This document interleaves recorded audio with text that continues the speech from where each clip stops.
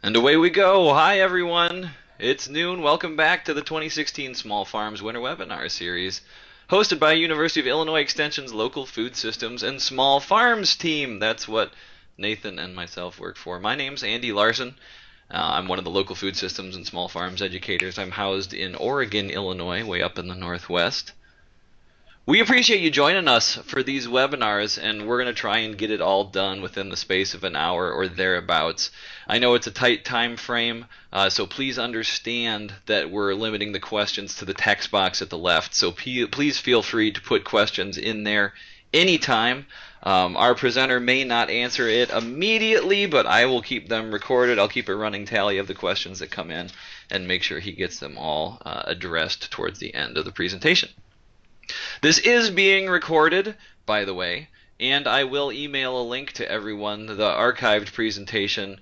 It'll be on our YouTube channel, the Illinois Local Foods YouTube channel. It'll also come with a short evaluation, just like all the rest of them have, to the presentation coming up this hour. If you're having any difficulties with the Skype for Business plugin, please make sure that you followed all the instructions. I'm going to post a link to a help page over here on the left. So if you're having any issues while the webinar is going on and I can't address them personally, that would be one resource for you to go to. Okay, our speaker this week is Nathan Johanning, who happens to be my co-chair on the Local Foods and Small Farms Extension team. Nathan covers 5 counties down in the southern part of Illinois. His desk is, when he sees it, is in Murfreesboro, which is in Jackson County. He's a farm kid, like myself, from down south, and has earned both bachelor's and master's degrees in plant and soil science from Southern Illinois University in Carbondale, with an emphasis on weed science. Nathan is pretty well versed, is what I meant to say, in the production of both horticultural and agronomic crops. He works very regularly with pumpkins and soybeans to determine how cover crops fit into those systems. He is also currently the Illinois representative on the Midwest Cover Crops Council. And if you haven't been to their website before, check it out. They have a really nice cover crop selector tool that helps you narrow down your best options by location, by objectives, and by your existing cropping system. So with that, I'm going to let Nathan take the reins here, sir. All right. Well, thank you very much, Andy. I appreciate that introduction, and we will. You already stole some of my information talking about the cover crop selector tool, so we will get into that. Nope. Yeah, it's a great introduction to that. So we will get into all of that here throughout the presentation. So let's get started. So to start off with, why cover crops? Why do we want to utilize cover crops? We hear so much about them in the, whether it be in the media, local farm papers, and even sometimes in word of mouth as we're looking at new things that are in agriculture. Well, the main thing is that a lot of the benefits that we see from them, from their benefits to the soil, like preventing erosion, reducing compaction, and other soil qualities that we are trying to understand how that impacts the crop development, no matter what our crop is, or anything for that matter that we're trying to grow. There's a lot of emphasis on the use to help suppress weeds. A lot of the residue cover and things can help to reduce weed populations that otherwise can be very problematic. Also, looking back at the soil, trying to increase our soil organic matter. That's always something we like from all the benefits that organic matter gives us, like increased water holding capacity and better soil tilth and things like that. Also, cover crops can scavenge and hold on to nutrients. Also very important. We want those nutrients to stay in our fields and not to move elsewhere, because if anything, we're paying for them, whether we've paid for the land that natively has those nutrients, or we're making applications of things that to add nutrients to our soil. So overall, We also want to look at cover crops from the perspective of being a habitat for beneficial insects, pollinators, earthworms, and soil microbes, especially on the microbe side. We're just now starting to just barely understand some of the microbial influences cover crops can have in the soil. Also, suppression of nematodes for some cover crops. In some cases, just aesthetics. I would say that some cases a field is of green, especially this time of year. Cover crops might be seen as maybe more aesthetically pleasing than maybe one that is worked or not. So, or a cover crop that's blooming in the spring. We'll get to see some pictures as we go through. And so overall, a lot of this revolves around just soil health and improvements in the soil health, and then the other things that can go along with that. So specifically, why cover crops? So I would say for the most part our soils and nutrients are probably a lot of what we have to owe to that. A lot of the things is we use cover crops as an essential tool to help reduce nutrient loss and to help preserve our soils. And just briefly, as a part of that, one of the key tools that we're looking at with the Illinois Nutrient Loss Reduction Strategy. This is a strategy that has been put together through the Illinois EPA to help reduce our impact on nutrient runoff into our waterways, and especially those that would fall into the watershed of the Mississippi River and then going down to the Gulf of Mexico.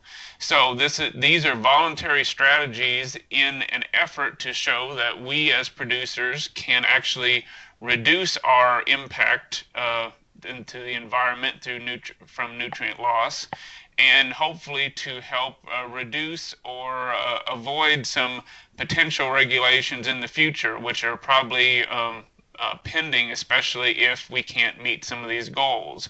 The goals that they're set as a part of this is to, by 2025, reduce our phosphorus load by 25% and to reduce nitrate load by 15%.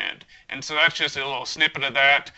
You can search for this, and there's also a link here. You can find out a lot more information from their website. So other things, why pest management, or why cover crops, of course, through pest management and helping to manage the weeds, insects, diseases that can be detrimental to crops, and also crop quality as well. In some cases, these cover crops can increase the quality of our crops. And overall, throughout all this, I want everyone to remember that cover crops are simply another tool that we can use in crop management. It's not necessarily the end-all, save-all for everything. It's no different than any other tool that we use to manage our crops or our farms. It's another thing that we can have in our pocket to use. So another thing, and I thought this is especially appropriate today, and although maybe cover crops may not always bring you good luck, you can find some interesting things out in the cover crop field. And this is actually a picture I took just last week of a 5-leaf clover, which was my actually the first time I've seen a 5-leaf clover. And this was actually a clover variety, frosty Berseem clover that we had in a demonstration trial. So if anything, that's just a little hint of St. Patrick's Day for this webinar. All right, a little bit more seriously, the soil. Remember that the soil is a part of our ecosystem and very, very crucial. There's a quote here that I feel is kind of very telling and kind of brings things into perspective, and that is, despite all of our accomplishments, we owe our existence to a 6-inch layer of topsoil and the fact that it rains.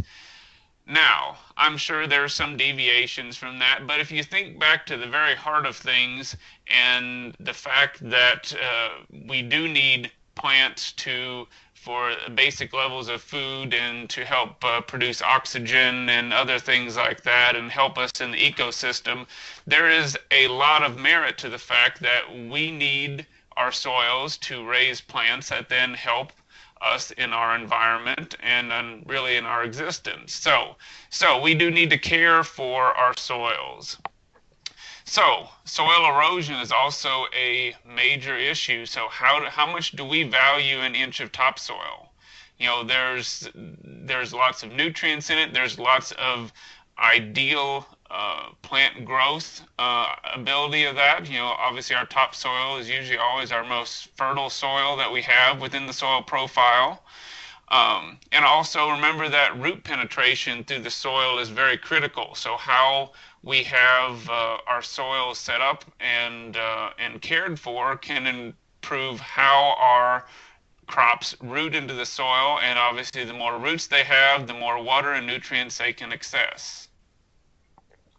So with that, why not cover crops? So there's many things that, I've said lots of good and great things, but I would be remiss to not include some of the challenges, because as with anything we do in agricultural production, there are challenges. The first challenge for some, which will hopefully help you at the end of this presentation, is just choosing one. So you need to make sure that you know what cover crop you want to plant, and we'll get into how to make a selection based off of what you need on your farm. And getting them planted, planting them and planting into the residue that the cover crops may provide depending on the specific cover crop, or just managing that residue. Nutrient immobilization. So if you are, in some cases, can have nutrients tied up in the cover crop that aren't immediately available for you when maybe your cash crop needs them. Just overall management. It's another thing, as many would say, that they have to manage. And with that also there is a cost to cover crops, whether it be seed, equipment, the labor, time, other things, and then also termination. So those are just a few of the challenges that I've seen and I've heard from other growers and things like that. So just to start off here and get into some uses of cover crops, how do we use these cover crops on our acres? So overall, a lot of the time we think of the first thing as a cover crop as being something that is a fall or winter crop that's to be left in place to help protect our soil and hold nutrients over the winter months. Over the winter, the soil, especially if it's open and bare, is extremely vulnerable to erosion. This past year and all the heavy rains, at least we've had here in the southern part of the state of Illinois, especially around December time frame, were a prime example. Many fields that were bare or had been worked ahead of the fall were very, very prone to erosion. And so cover crops will help to hold the soil while also improving it. In addition to just holding on to the soil, it also holds on to nutrients that may otherwise be lost. And remember, that's beneficial for your future crops and, of course, those impacts to the environment as well. So this is just a field image that I had captured, and this is this past year. And this is from a field that had been fall chisel plowed, and this is just after snow that we had. And you can see what you see on that snow drift is actually the impacts of our prevailing winds at that time were from the north and west, which actually brought wind erosion from off of that worked field and those ridges that are sticking up through the snow. And you can see those as they've kind of collected onto that bank there along the edge of a road. So you can see that's just one way that we're losing soil. And it's a way that we don't often notice or think about, because unless for situations like this, it's hard to always notice or to see that. So this is another more familiar scene we've seen, is a field that has, in this case, has a lot of water erosion on the surface of the soil. So we've had heavy rains, we have steep slopes, and we have lots of sedimentation, as you can see here at the bottom of that picture, coming off, and you can see all the rills and gullies up on that hillside as things have washed down the field. So again, those are things that we're wanting to try to avoid, because we want to keep our soils in place where they are most utilized for our our crops and for our production. So some other things to think about on how to make good use of cover crops.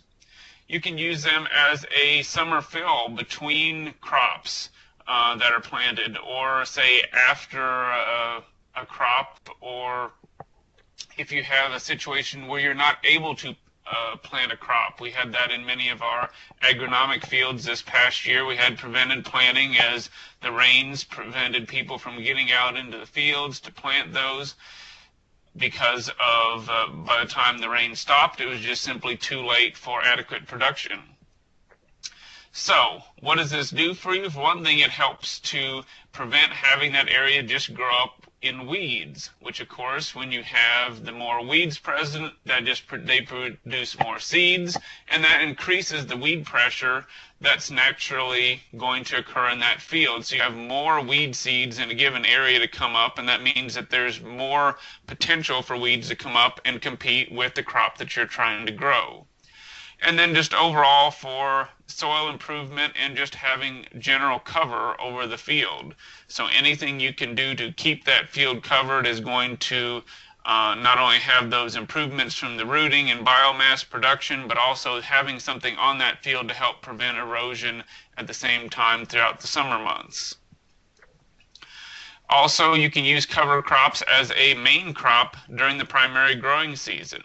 So this is good to incorporate into your crop rotation in some cases, depending, especially if you're in very intensive management. For example, a vegetable crop system, that would be a situation where we could often have very intensive management, and it would be good to break up that cycle. Even in our corn and soybean rotations, it's good to try and incorporate that in. In some cases, we may try to do that in the off season, or in severe cases, or maybe in those prevent planned times, we can make use of it as kind of our full season placeholder in that field. So this helps to prevent and break up disease and insect cycles from that continuous production. And also with that, it does provide weed suppression and just changes that cycle that that field is typically used to. And also the downside to that is that, of course, that does exclude production of a cash crop. However, in many cases, with the benefits of crop rotation, especially in some of those intensive systems, it can be well worthwhile. So kind of jumping specifically to vegetable crop systems, how can we use cover crops in addition to all those other soil benefits and other things? We can use them for no-till production. Now, no-till production is far more common in a lot of our corn and soybeans and even wheat that we grow in the state of Illinois and some of our surrounding states in the Midwest. But there's an increasing interest and presence as far as trying to utilize those same systems on a different level and making them work into vegetable crop systems. So some of the images you see here are all ones actually from southern Illinois. As we start on the left, this is no-till transplanting pumpkin plants, so you can see the plants laying out into the residue there. Move over to that center picture towards the bottom. That is actually a picture of no-till green beans that are planted on a commercial field with a cereal rye and legume cover crop mix. Then to the right in the bottom corner, we have some no-till planted broccoli transplants for fall broccoli. Broccoli, like some of the other cole crops, will fit very well into a cover crop system whenever you're doing a fall planting. And then in the right, on above that, we have a picture of a commercial cucumber field. This cucumber field is on a cereal rye cover crop. And so that's where we have a lot cleaner fruit that being produced off of that. And these are actually have also been no-till transplanted out into this field. So there's all kinds of different cover crop options there, and you can see how they can potentially fit into a cropping system. So, and a lot of these systems are using things such as cereal rye. If we look in the pumpkin picture on the left, that is actually double cropped after wheat harvest. There's wheat stubble or wheat straw left out in the field from that. So, how to use cover crops in multiple systems, not only in vegetables, but in fruit crop systems as well. Well, anything that we're using black plastic mulch in, there's an opportunity to use something between the rows of the black plastic mulch. So this picture here is strawberries, and you can see from this we have annual ryegrass that is growing between the rows of black plastic. And so what that does is it gives us multiple benefits. For a start, it gives us something to walk on, especially for a crop such as strawberries, where we constantly are going to be out in the field, and we are going to be having to go out multiple times, in some cases every other day or even every day out in the field. You can kind of tell from this picture it was a very wet day at that point in time. And so you may need to be out in the field in times there's inclement weather. And so rather than having this just being mud, having that cover crop there can be a great help. Now, in this case, while we're looking at this, how would you manage that? You can manage it with a grass-only herbicide, and that can kill that off and keep it in check. In that case, you then don't have a living mulch anymore. Moving on from there, some growers, after a little more experience, have actually elected to simply have it mowed. So use a mulching mower that you can go up and down the rows with, so you're not throwing any debris out. And what the benefit comes in there is that actually throughout a longer season, you have a continual mulch there that continues to grow and be present, whereas if you killed it off earlier in the season, later in the season, you end up with very little residue left out in the field. Hey Nathan, before you move on, the question on the left, what were the pumpkins on the previous slide growing in on the left? Sure, the pumpkins, and I kind of tried to tie back in with that, but I think the pumpkins in that case were double cropped after wheat, so that's on wheat straw on those pumpkins with the transplanter. Thank you. So, another thing, what about our perennial fruit crop systems? So with our perennial cropping systems, we have a little bit more unique opportunities because we are trying to often keep the weeds under control within the crop row. So this image is a local grower in southern Illinois that has utilized annual ryegrass within the rows of his grape production. Now this works specifically well in this case because for the grapes they're a very deep-rooted crop, and the way this site was set up, you have, even though in the picture to the left you see there you do have quite a bit of growth from the annual ryegrass, you'll note that there's no other weeds that are really present in that stretch. And then as you see the picture on the right is a little later in the season, the annual ryegrass will naturally die in senesce. It doesn't grow into the later part of the summer months. So by that case, it naturally dies down, and that has also reseeded itself. And so generally speaking, in this case, this grower is actually able to keep this system kind of basically as naturally reseeded for, in some cases, 2 or 3 years. And usually at that point, depending on how things are going, he may have to start clean and reseed depending on how many weeds are coming in. But with that system, they're able to really harness the benefits of that rather than having to go through and mow or have other weeds, undesirable weeds present there, or spray additional applications of herbicides or things like that. So that's just another example of even I would consider a more creative way to include cover crops into a cropping system. So some other uses just around a small farm, grazing for livestock. There's many of these cover crops. Some of the cereal rye, annual ryegrass, some of the radish and turnips, clovers, just many of them are extremely palatable to livestock, so that can be an added benefit. A lot of them grow naturally more into the winter months and earlier in the spring than maybe some of our typical summertime pasture forages. So it gives us an opportunity to extend the grazing season, or in some cases to harvest that as a hay or other silage crop to then store ahead of maybe planting another crop or something like that. So the livestock aspect is I think very important, and so that's something where I think there's a lot of opportunities for any of you that maybe have livestock out there, not only to enhance what's out in your field, but to extend the grazing season, potentially meaning that you could get away with having less stored feed and rely more on what's just growing out in the field.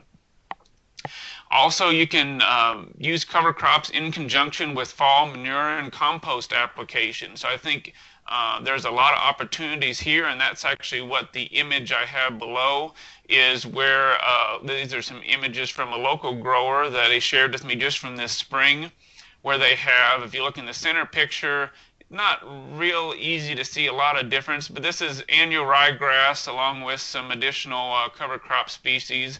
On the left side, we have with manure, and on the right, without. So whenever you take a look at that, you can see some subtle differences there as to, the amount of growth. When you look up close, you can see the pictures to the outside there. On the with manure, you have almost 10 inches of growth or so in the annual ryegrass compared to without the manure application, you have around 4 to 5 inches. So, and this is naturally what we would expect, of course, because we're supplying a lot of nutrients with the manure. Why do we find that important? Well, we know that then that cover crop is actually capturing those nutrients that we've applied, and so by holding on to them, that's helping to prevent those from being subject to leaching or erosion or other things depending on our application method. So that's just another really good way, and I would encourage a lot of you, if you are utilizing manure, especially in potentially an organic system or in any system, whenever you're making applications, especially in the fall, is use some kind of cover crop to help incorporate and hold on to those nutrients. And overall, I think we're just looking at cover crops as a tool for general erosion management. That could be a waterway. It could even be on with respects to maybe a new building that was put up, or anything where you've disturbed the soil and you're trying to hold the soil in place and try to get things established, whether it be in a crop field or even in some other scenario. So I think there's all kinds of uses that are out there. Also, we can't forget about the pollinators. A lot of these cover crops will bloom and be great for pollinator habitat. For the most part, we have things, some things that don't bloom, but a lot of our broadleafs, if they're left to get close to maturity, things like buckwheat shown on the left, and then also crimson clover, which is shown on the right, are great pollinator sources for forage sources for all of our pollinators. So, cover crop selection. So if you are selecting cover crops specifically, you want to base things off of your goals and the season and time of year. So you need to know what you want to get from the cover crops. Remember one of those early slides, I listed all of those benefits. So look at your field, your site, and determine what is it that you want to get out of those cover crops. And many people have asked me, what cover crop should I plant when I see them at field days or calls or things like that. And that will be the first thing that I mention to them, is that, what are your goals? Because there's no one miracle cover crop. They all have different attributes and benefits that you need to consider, so that way you are choosing the best one, so that way you get the desired effects that you are looking for from that cover crop. whether it be weed control, managing nutrients, erosion, and the list could go on and on. Also note whether a cover crop is winter killed or it's a winter annual that survived the winter. This is especially important for any of our cover crops are planting, of course, later in the season towards the fall and end of the typical growing season. If it is a cover crop that is winter killed, you want to make sure you leave it plenty of time before that killing frost or freeze event happens, whether it be oats that is winter killed as we much later when we get temperatures in the 20s, or buckwheat which dies simply when we get a frost. So there's things you need to know there. So this is just a very short and brief list of a few cover crops, selected cover crops, and some benefits that we may think of some of them. If we're looking for good residue cover and weed control, we look at a lot of things such as cereal rye, triticale, barley, wheat, oats. Any of our grains or like that tend to have very good aspects of weed control to our systems. Nitrogen production. We look at things like crimson clover and hairy vetch, red clover, and any of our legume cover crops. Nutrient scavenging, oilseed radish, annual ryegrass, cereal rye are also some examples of good nutrient scavengers. Trying to manage erosion, things like oats, your cereal grains, annual ryegrass, and some of your clovers are all very important to help manage erosion issues and hold the soil. So another tool, and as Andy alluded to, is the Midwest Cover Crop Council and their cover crop decision tool. So this tool can be found through the Midwest Cover Crop Council website, which is mccc.msu.edu. The Midwest Cover Crop Council is a compilation of all of our Midwestern states and their efforts to assemble and put together information for growers on cover crops. And there's tons of information on this website. The first and probably the most utilized thing we have is through the work of this cover crop selector tool. So whenever you get to this tool, just a few quick notes on that. There is information state by state, and there are a few states that we are just currently loading, but most of Illinois is loaded, and some of our neighboring states are loaded into this. You can also go on a county by county level. So in this case, this is chosen for Jackson County, which is where my office is. You can also enter in other information such as your planting and harvest date of your current crop, and what that will do is that will, in the table below, will block out the area, their season, so you can see what crops might fit best into the window that you have before or after planting. You can also select different goals from those drop-down menus, and you will get a column that appears with a numerical rating of each of these cover crops, telling you which one's better to control soil erosion, which one is better to produce nitrogen. There's also some opportunities there to get a information sheet, and there's a drop-down list of a whole list of cover crops talking about general seeding rates, establishment information, and things like that.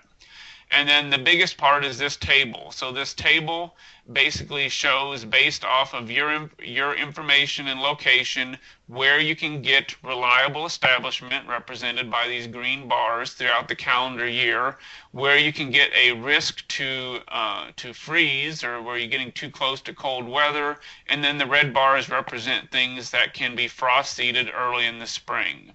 So you can use this to help gauge what you might plant at a given time of year and where it might fit the best. And so this can be a really big help as you're starting off, to help narrow down from the broad list of cover crops to what specifically would work in your scenario and your area. So I've chosen just a few cover crops for the sake of time. I won't go through every one listed there, but a few cover crops that are fairly common, and some just basic traits and things to consider about them.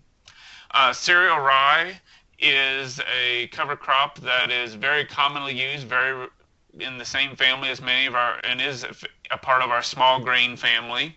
It does have allelopathy, which means it naturally produces chemical compounds that basically help to prevent germination of other plants and competitive plants with it. So that gives it some extra competitive advantage, other than being growing lots of biomass and often branching and giving a lot of above ground growth.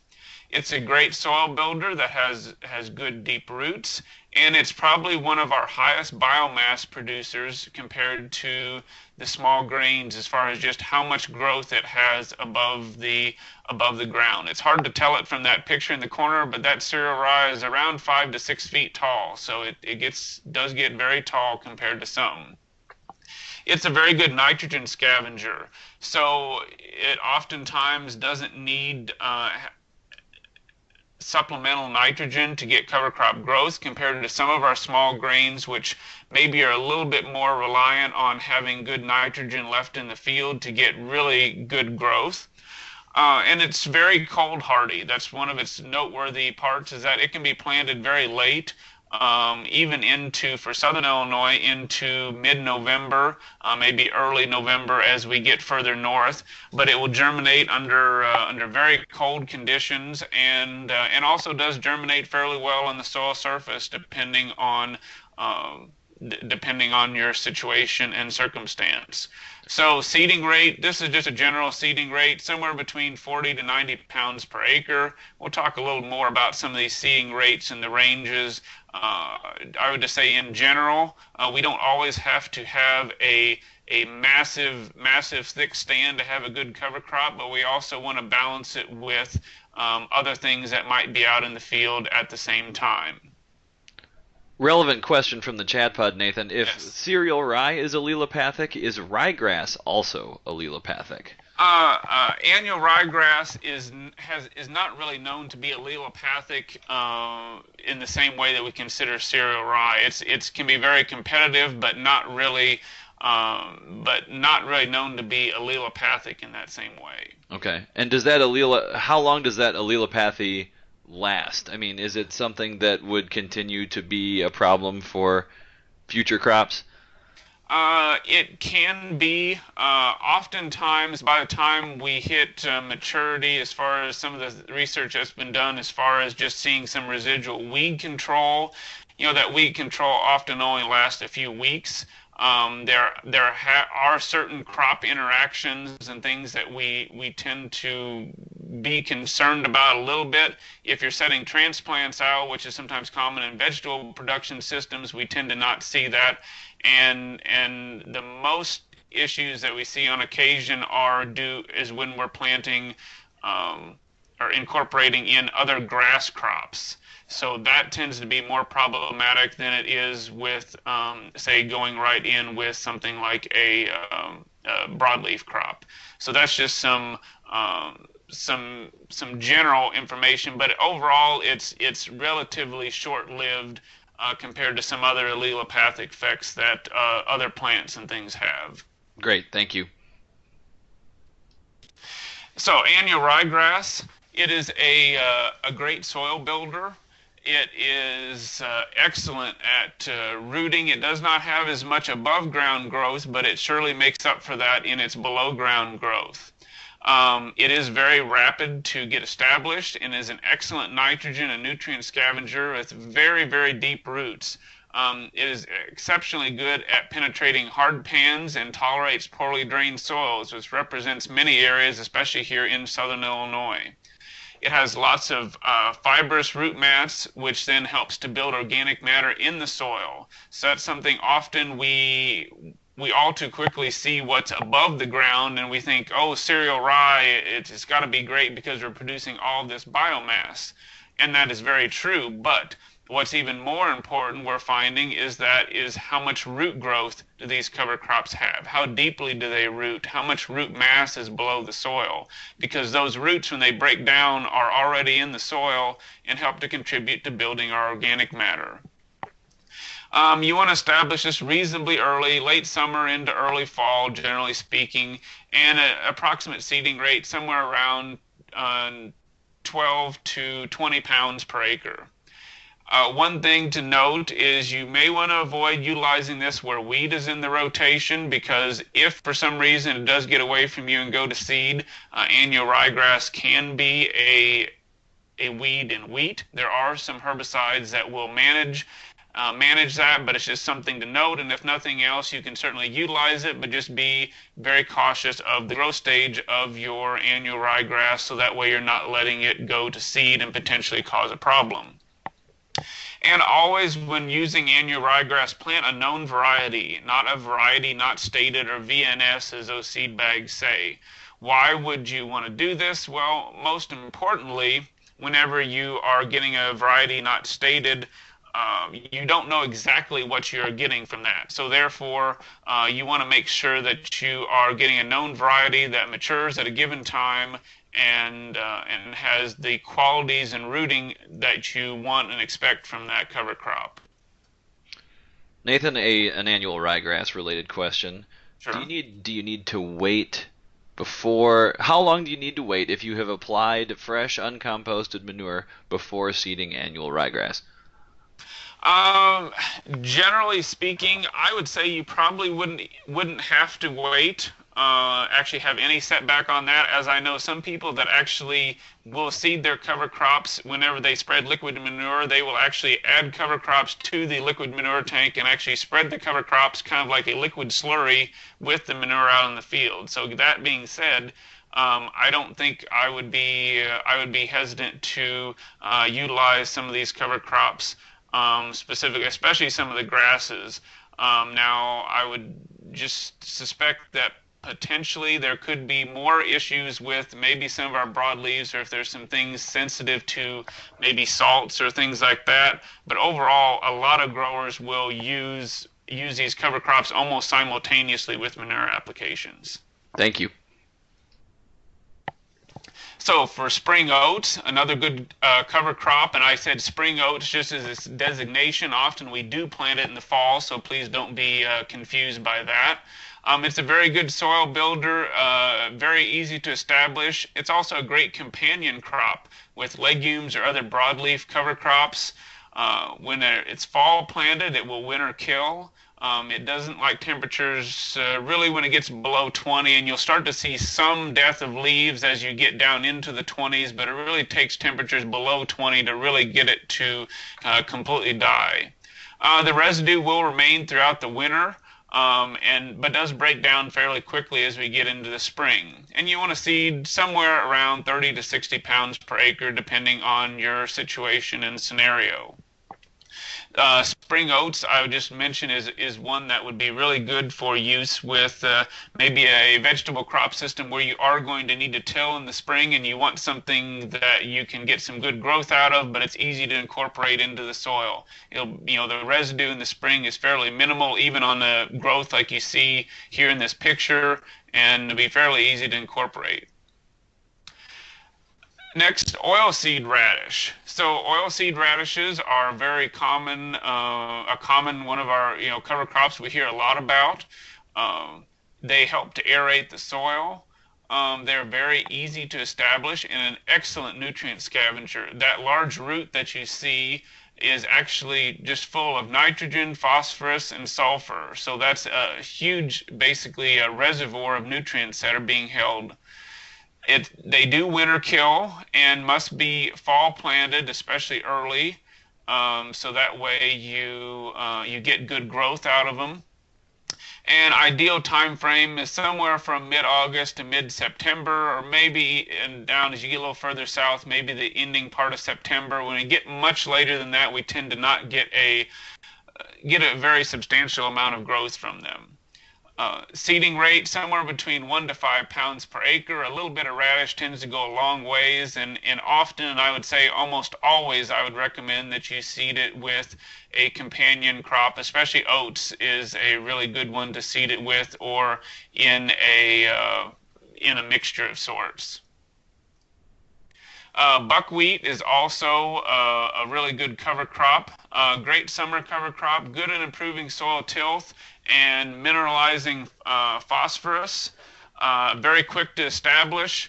And just a note of caution with buckwheat, though it can reseed. So when you start to see flowers, make sure that you consider termination, or you have a plan or know how you're going to manage it if it does reseed. But great summer crop and very good at producing good biomass quickly. Also, sorghum Sudan grass. This is an excellent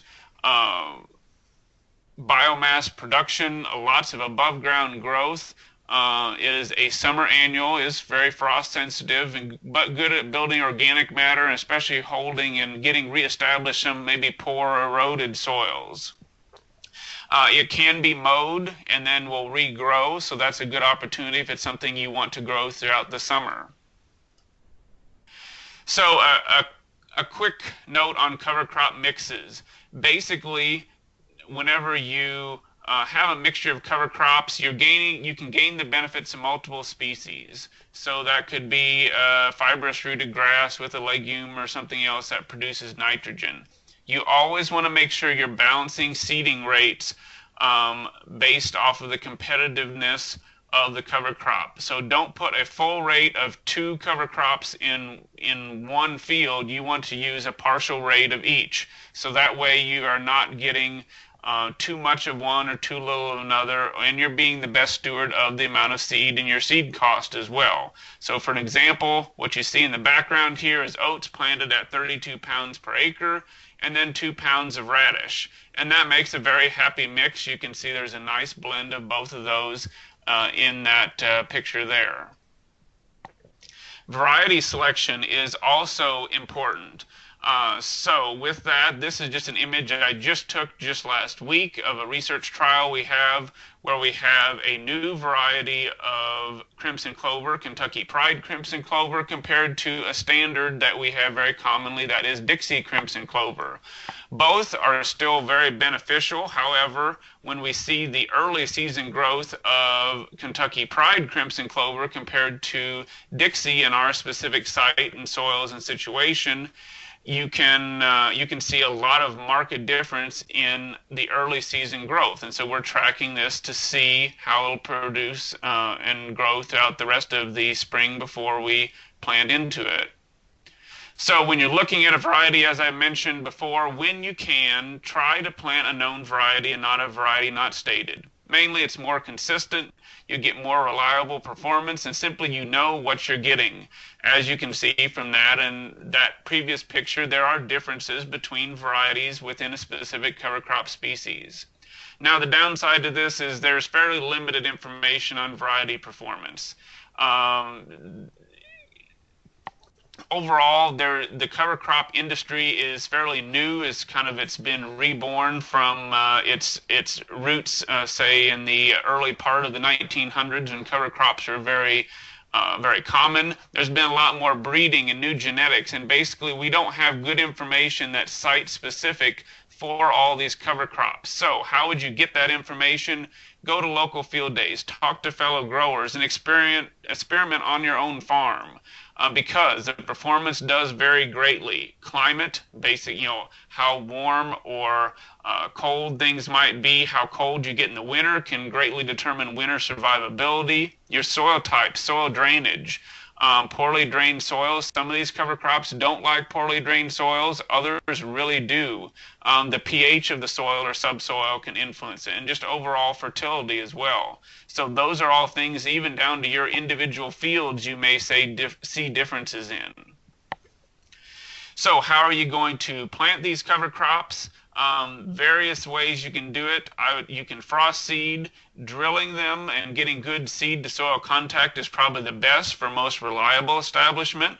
You can surface broadcast and then followed by some incorporation, whether it be a harrow or disc or something like that.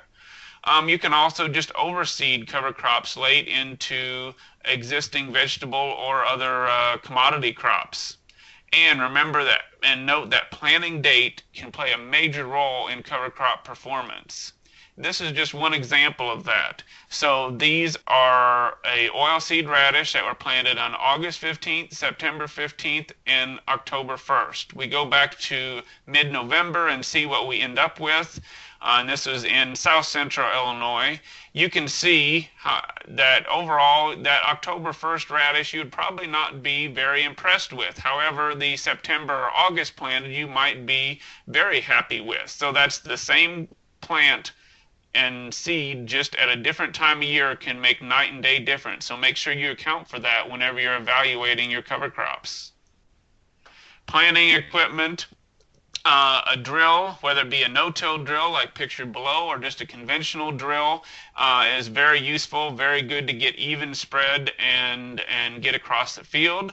A broadcast fertilizer spreader, whether it be tractor mounted, a lawn spreader, whatever you can come up with, or an over-the-shoulder spreader, those are also work very well. In some cases, I've simply used a 5-gallon bucket with a cup and used that to spread small areas. So you don't have to have anything necessarily terribly complicated. It goes from very complex to actually very simple to help get those cover crops out into the field. Termination. So this is always something that is on people's minds, is how to manage these cover crops in the end. So make sure overall that you don't let cover crops go to seed unless that's your plan, unless you plan to harvest the seed or deal with potential volunteers. The grape example with the annual ryegrass is one scenario where we actually do want it to reseed. However, many other times we do not want that, so keep that in mind. For many cover crops, especially in no-till, the best time to terminate is as close to maturity as possible, but before any viable seed is set. For small grains and even for some of our clovers, this is around anthesis or flowering. Anthesis is our term for our small grains. And at this point in the plant's life cycle, the plant is mainly more interested in reproductive growth and not at all interested in vegetative growth. It's interested in reproducing seed. So if you catch it at that transition point, you don't have viable seed. However, the plant has stopped sending up new shoots and tillers, which otherwise, if you took something like cereal rye and mowed or crimped it earlier in the season, you could have a lot of potential for getting a lot of regrowth because the plant is still trying to grow vegetatively. How do you terminate? A roller crimper, in some cases tillage, a sickle or disc mower, and for small areas, a string trimmer can work to go in and lay down the residue. Herbicides are often a common option, or some combination of this. Maybe it's a mow or crimp and then followed up with a herbicide. So how do we measure the benefits of our cover crops? Well, the problem is that is a long-term benefit. So with that, we hope that over time we get enhanced yields and enhanced productivity. But it's something that we can't necessarily go out and expect to see an immediate benefit the very, very first year and know that that's exactly how we're going to get. That benefit may not come until a couple years later, or there may be some years that you have some challenges and then some years you have some benefits. This is no different than utilizing any other tool we have for our production systems. So, if anything, I always encourage people to just visually look at your crops, look at the soil, improve tilth and ability and looseness and structure of the soil, the rooting depth of your cover crops, reduced erosion, seeing less gullies in the field, seeing cleaner water coming off the field or in ponds that are drained from there. And if nothing else, this all goes along with spend some time in the field. And preferably take a spade along with you so you can pop up some cover crops, look at what's going on below the soil, not just what's going on above the soil. There's also, of course, soil testing, looking at your percent organic matter you have. There's also all kinds of soil health tests that are available. Now, with that, I will say, with a lot of these soil health tests, a lot of them are very early in their use, and so we're still trying to get good calibrations, especially here in Illinois, specific to some of these soil health tests that are available and what they mean. So all I say with regarding those tests is make sure that you have good references and try to do your best to gauge how those tests influence what you have in your given field scenario. So with that, there are many available. Just make sure they're calibrated for your specific area and environment. So this is just a realistic, real-life field example of some benefits of cover crops here from Southern Illinois. This is an image of a soil pit dug in a field in southern part of the state that's been without cover crops, but it has been no-tilled for probably at least 20 years. So it hasn't had any tillage occurring. You can see we do have overall, I would say, good soil structure even in the upper portions of the soil. However, if you look toward the center, you can see our typical E horizon, our clay layer where we have, which gives us that highly waterlogged soils and poor drainage from a hard pan. As we move on, you can see here's a typical Southern Illinois soil that has 20 years of cover crops and no-till production. So you can see the basic thing, if you notice here, is that E horizon has greatly decreased, and so therefore we have a big reduction in change in that soil compared to what has been in the past. And nothing else, this is just an example. Take a spade out, look at the roots that are growing out in the field. See what's going on out there. That can really tell you a lot of how that soil is changing. So some resources, many of which I have started to mention before. The Midwest Cover Crop Council website, they have a really good pocket guide, which you can see listed here, that is available. That is a very good reference if you can pick it up at a field day or order one online. Also, there's a book, Managing Cover Crops Profitably, which can be, you can purchase it as a printed book or get a free PDF of that. Also, go to programs, field days in your area. There's more and more field days, especially this time of year is a very good time to hit some of those. So for your upcoming field days and events, where do you find out about those? Obviously, go to your local sources, whether it be soil and water districts, other extension offices, and things like that. You can also go to the MCCC website, and they have a calendar, and they try to capture as many as they can cover crop events and things and post them from various states. So look at that as a good regional influence to see what's going on maybe locally and also in other states or nearby states. Your state SARE web pages, for example, the Illinois SARE has a really good calendar of events where they try to list all kinds of events, including cover crop events. Extension calendars. Our own local food small farms team has a calendar on our website, and that's linked here in this presentation.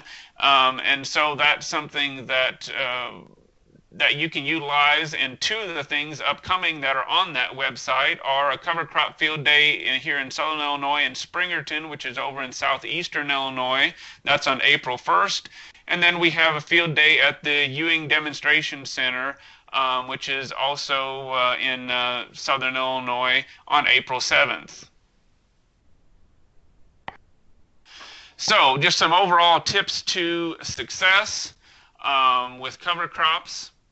First, you want to manage a cover crop as another crop. So make sure you have a good management plan. Don't just throw it out there and expect it to work wonders without doing a little bit of work to help it out.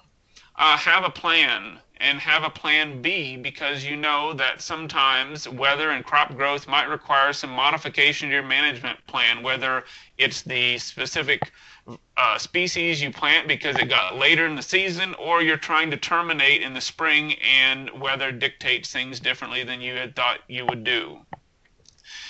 Make sure you consider cover crop planting date when choosing a cover crop. I think I've stressed that and shown, but I want to remind you that is a very important thing. And make sure you don't give up if at first you don't succeed. So learn from your experiences and make sure you explore ways to overcome those challenges. And remember, every field and condition and area is going to be a little bit different in how an individual cover crop perform. So with that, if you keep good records of what has worked for you and on your field, so that way you know what works best.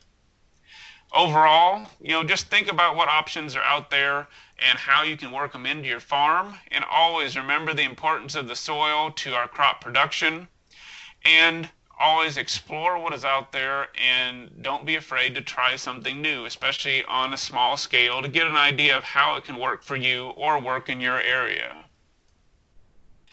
So with that, I think that is all that I have. I know we have a few questions here. Before I get into some of the most recent ones, Andy, do you have any questions for me that have come in earlier that I maybe didn't catch? Well, we're actually on the recent ones at this point. Let's start with the one that came in. What kind of native legumes or grasses could be used as cover crops? Are there any? As far as the natives, I know that naturally, as a cover on the prairie grass side of things, and established prairies is how we've gotten some of our soil benefits here in Illinois. So some of those are good. The downside to some of those prairie grasses are that they don't establish very quickly. As far as overall, as specifically natives, I would have to actually look up to verify what truly is exactly native to Illinois and maybe hadn't been imported even so much as, maybe hundreds of years ago. Right. Obviously, some very common things. Red clover is something that's very common and is an excellent cover crop. I didn't mention it.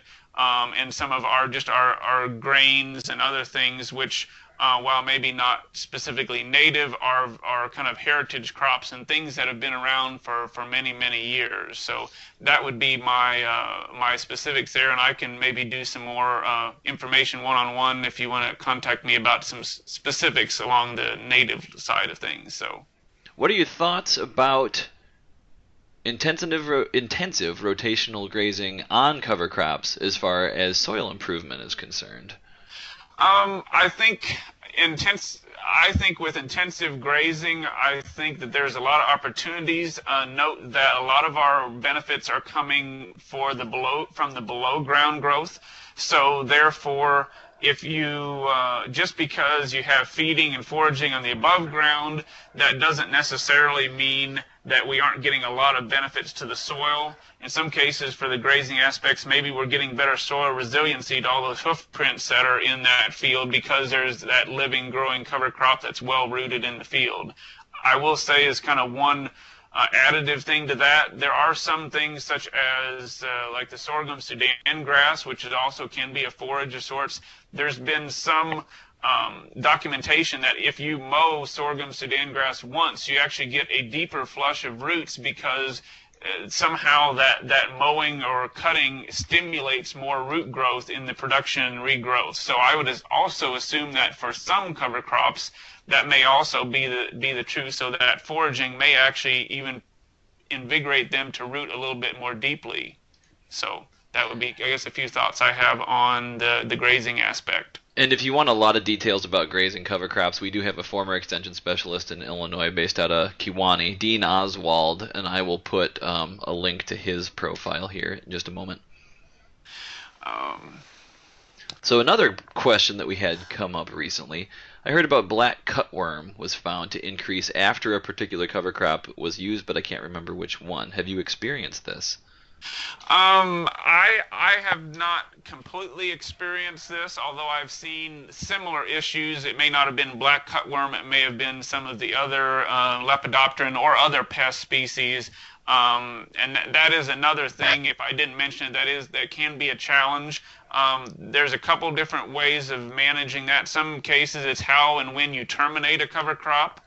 And so that's something that you want to, if you terminate it, maybe you're going to terminate it 2 weeks ahead of planting, or you're going to terminate it maybe 5 days after planting. So you're not having a actively dying cover crop that may be very attractive to cutworms dying right at the same time that those cutworms are already in the field. I know I have heard issues in hairy vetch, that in cornfields following hairy vetch that we can have some instances of cutworms depending on just insect movement and things like that. That is definitely a challenge and kind of varies depending on your cover crop, like I say, how you manage it, and then also you know exactly what species is out in the field. And one last one we have in the pod right at the moment. Is there a cover crop that can be planted in spring and then plant a squash or pumpkin into the live cover to choke out weeds? Um, I would say as far as for a live cover, I would say potentially oats would probably be your best bet for something that could be spring planted. I would say that you would probably want to terminate it very shortly after planting, and you could certainly, if you were in like in a conventional system, you could certainly use a grass herbicide to very effectively and safely do that. Or you could even terminate it right at planting using various means. Oats would probably be the best of our spring planted that would give you as much growth as possible. I would go with the heavier side of the seeding rate because you're trying to get more biomass in that case, especially if you're using oats alone. But that would be probably my first choice in that scenario. Did have one more pop in. What about flaming as a cover crop termination plan? Also, what is the best termination method for buckwheat specifically? As far as flaming, as far as for cover crop termination, there tends to be some limitations with that because oftentimes where I've seen flaming utilized, it's utilized on very, very small weeds. So that's used on weeds that are, in some cases less than an inch tall, and often even weeds you can struggle to control if they get very much size to them with flaming because of the ability to get that much heat to actually kill a larger plant that may have many growing points. So, and of course, most of our cover crops, we want them to grow as long as we can to get the maximum benefit. So therefore, I would say that for the most part, flaming is probably not effective for many of our cover crop scenarios. Plus, if you wait till the cover crop is senesced, you're going to have something that looks more like a prairie burn than a controlled fire. Yes, there at that point there are certainly those concerns as well. If you're looking at buckwheat specifically, actually mowing is a very effective means. I haven't worked with using a roller crimper on buckwheat. You would have to make sure you get the stems adequately broken. That would certainly be something to make sure. But I think a roller crimper would also work. But yeah, mowing once it starts flowering, it tends to not regrow after mowing very much. And certainly on a modest area, if you did get a little bit of regrowth, you could hit it again with a mower in another week or two before that regrowth started to flower. But mowing can be very, very effective at terminating. And of course, there's other herbicides as well that can work in addition to that. So. I think that is the last one, Nathan. All right. Well done, sir. With that, I'm about to stop the recording here, but before I do, I want to thank our presenter, Nathan Johanning. He's a local food systems and small farms educator down in southern Illinois, for the fabulous presentation sharing his expertise. I want to thank all you guys for joining us on the webinar, and I hope you got something that you'll be able to use in your endeavors, hopefully even yet this planting season. Please look for an email from me very shortly, hopefully today, if all goes according to plan, with a link to both the archived webinar on the Illinois Local Foods YouTube channel, as well as a very short evaluation of the webinar you just watched. So we do use that feedback to shape our future webinars. With that, I'll wish you all a fabulous rest of the day, and look forward to seeing you for, I think we have 2 more winter webinars left in this series, so feel free to join us for as many as you can. I hope you have a wonderful Thursday.